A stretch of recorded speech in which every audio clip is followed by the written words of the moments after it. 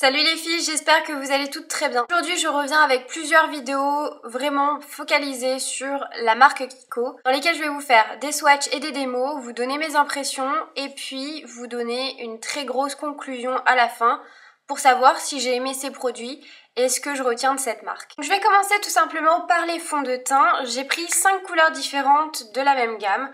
Donc j'ai pris la gamme Skin Evolution Foundation. Je présente donc ainsi. Donc j'ai pris 5 teintes, de la plus claire à la plus foncée, on va dire ça comme ça. J'ai surtout pris plusieurs teintes pour mon côté donc make-up professionnel. Et du coup je vais vous faire des swatchs et je vais vous parler donc ensuite de ce que je pense de la texture, de la tenue, etc. etc. Donc la première teinte que j'ai prise, c'est la numéro 101, la Ivory. Vous voyez que le fond de teint est extrêmement compact, il n'est pas du tout fluide, il ne coule pas, il reste au bout de mon doigt. Vous allez comprendre par la suite pourquoi je vous dis ça. Donc je vais vous faire donc un swatch avec la teinte 101 Ivory.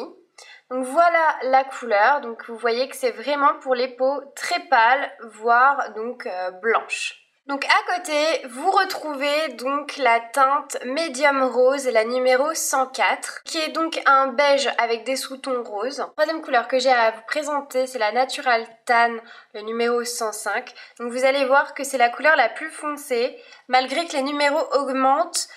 Vous allez voir que celle-ci, c'est la plus foncée que j'ai choisie, bien évidemment. Il y a d'autres couleurs qui sont encore plus foncées pour les peaux bronzées voire noires qui existent dans cette gamme. Donc ensuite la quatrième couleur est la Creamy Beige, la numéro 107. Et la couleur qui me va le mieux au teint, c'est vraiment une très jolie couleur. Si vous avez voilà, la peau ni trop claire, ni trop foncée, enfin ni trop bronzée. Moi j'ai la peau blanche, la peau beige et je n'ai pas de sous-ton. J'ai ni de sous-ton doré, rosé ou jaune ou pêche. Moi, c'est vraiment un beige assez neutre, on va dire ça comme ça.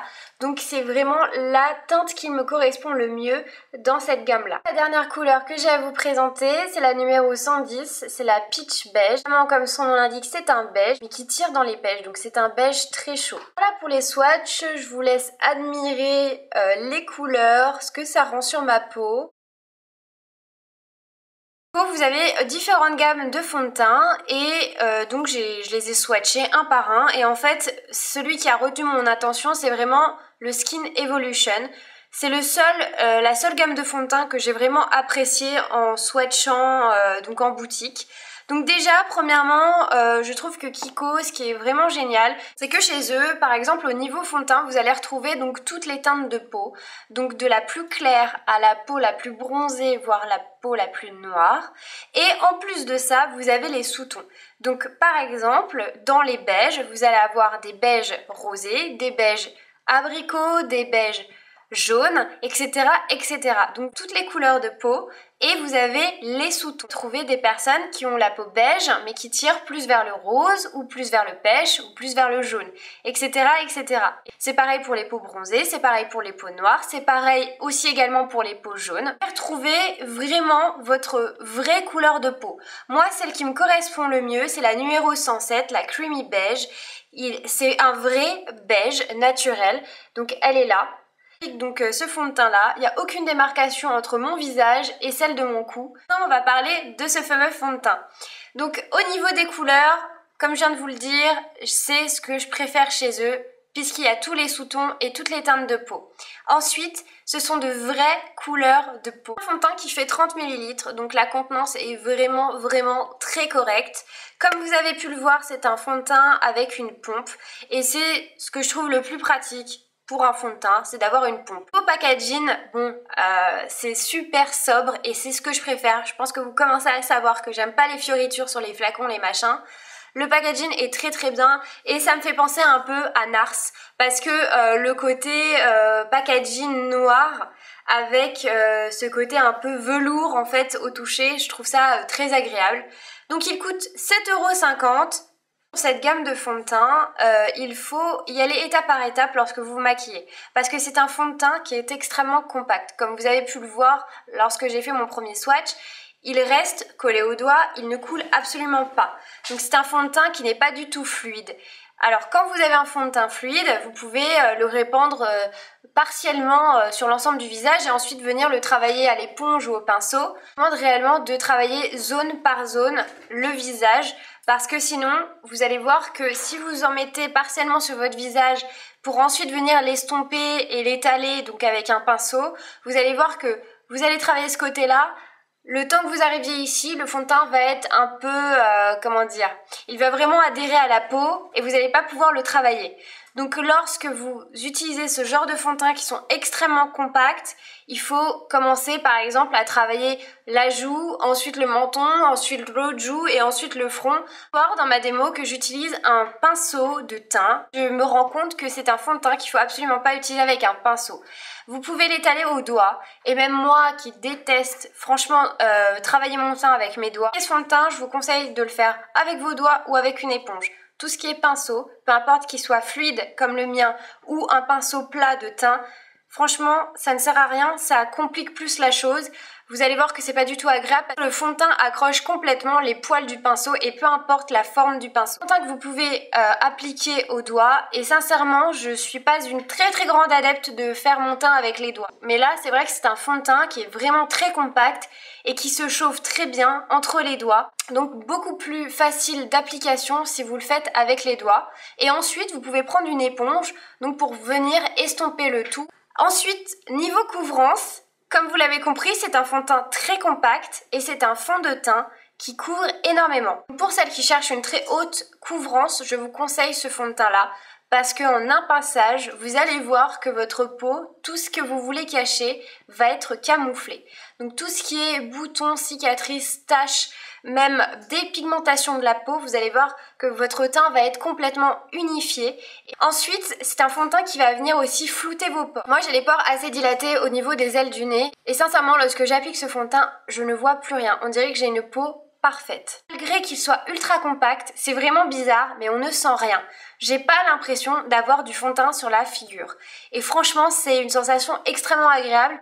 Vous ne sentez pas la matière, vous avez un teint unifié. Tout est camouflé comme il faut, où il faut. En plus de ça, il vous fait un teint parfait parce qu'il vient flouter les pores comme il faut. Donc vous allez retrouver de réelles teintes de couleur de peau, de la plus claire à la plus foncée, en passant par les sous-tons. Il a une tenue extrême, c'est-à-dire que le matin je l'applique, le soir il est encore là, il n'a pas bougé et je n'ai pas besoin donc de faire de retouches dans la journée. Si vous avez la peau à tendance sèche, vous avez en ce moment des zones de déshydratation, surtout ce fond de teint là, je vous recommande de mettre une très bonne crème avant pour qu'il adhère beaucoup mieux. Ça va dépendre en fait de ce que vous allez appliquer avant. Donc soit vous mettez votre base de maquillage, soit vous mettez une crème assez riche.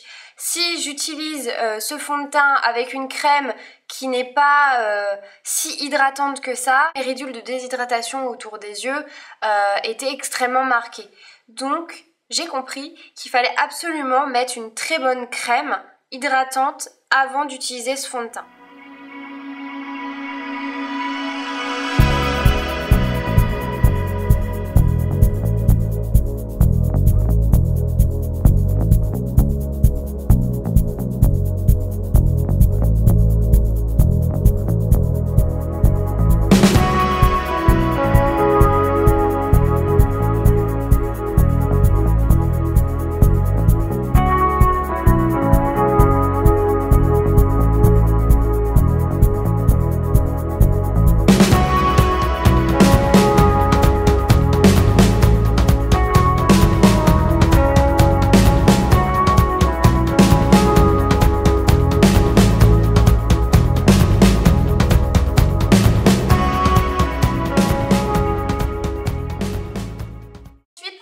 Sur les anti-cernes en petits pots qui sont donc sous forme de crème. J'ai pris une teinte très claire et une teinte foncée parce qu'en fait à la base je voulais les tester déjà sur moi.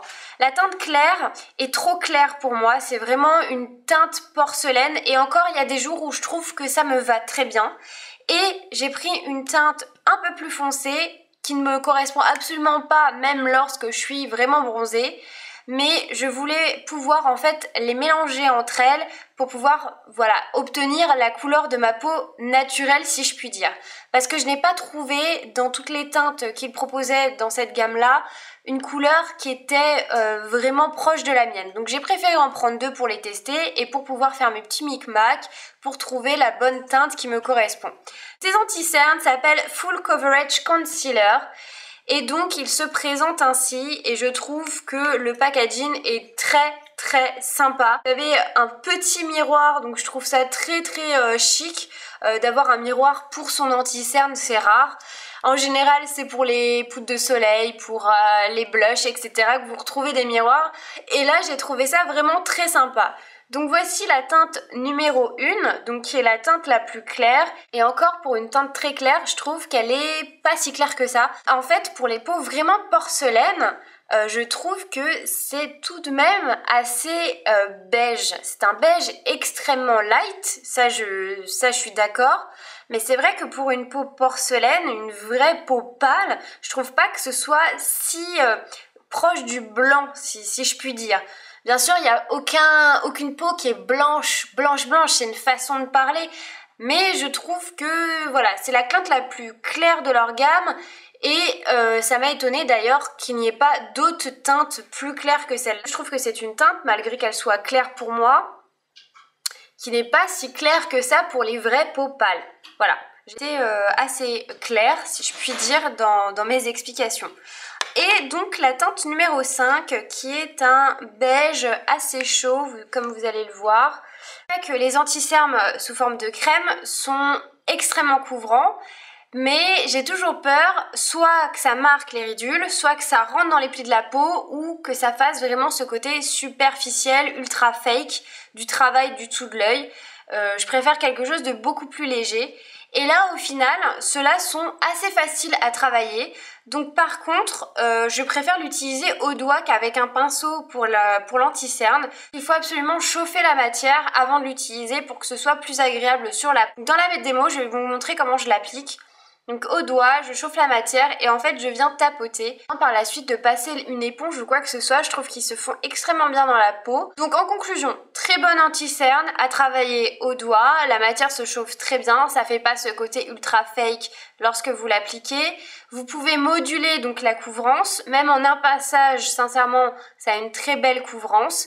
Ensuite, par contre, le seul petit bémol que j'aurais à dire, c'est qu'il n'y a pas assez de couleurs et même si il y en a beaucoup tout de même, je trouve que certaines couleurs ne sont pas vraiment adaptées. Par exemple, moi, comme je vous le disais, j'ai pas trouvé ma vraie couleur de peau, donc j'ai dû en prendre 2 pour faire un petit micmac. Et je pense que c'est un produit que je vais racheter dans d'autres teintes pour mon côté professionnel, mais je vais pas prendre toutes les teintes, je pense prendre les teintes principales et les mélanger entre elles pour trouver en fait les vraies couleurs de peau de mes clientes.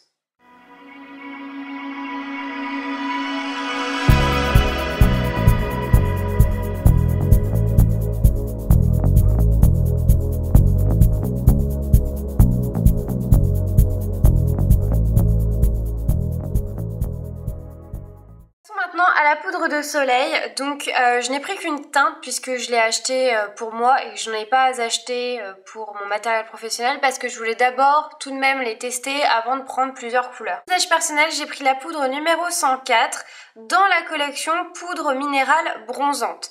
Alors, ces poudres bronzantes sont totalement mates, donc vous avez de la plus claire à la plus foncée pour toutes les couleurs de peau. Donc ça déjà encore une fois c'est un super bon point pour Kiko. Et j'ai donc pris la teinte numéro 104 parce que je voulais quelque chose de bronzé mais je ne voulais pas faire trop maquillé.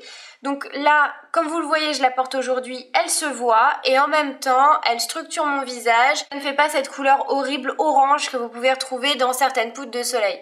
Donc quand vous la voyez comme ça, elle fait assez claire et au final, comme moi j'ai la peau beaucoup plus claire que ça ressort comme il faut. En tout cas, moi c'est ce que je pense. J'aime beaucoup cette poudre parce qu'elle a un fini donc mat et en même temps, elle est vraiment parfaite et très légère, c'est-à-dire que vous la sentez absolument pas sur le visage, elle se travaille très bien Et puis voilà, après il faut juste savoir doser. Donc si vous voulez quelque chose de plus intense pour faire un contouring par exemple, eh bien il faut en mettre un peu plus. Et si vous voulez quelque chose de assez léger, d'avoir cet effet bonne mine, du genre j'ai un petit hâle mais en fait je suis maquillée, voilà, il faut en mettre partiellement. En conclusion, si vous cherchez vraiment des jolies poudres de soleil qui ne font pas cette couleur trafiquée orange, partez sur les poudres minérales bronzantes. Il y a une gamme aussi de poudres bronzantes chez eux mais qui sont scintillantes. J'en avais acheté deux et elles sont superbes. Il y a super bonne poudre qui tient extrêmement bien et qui est très facile d'application.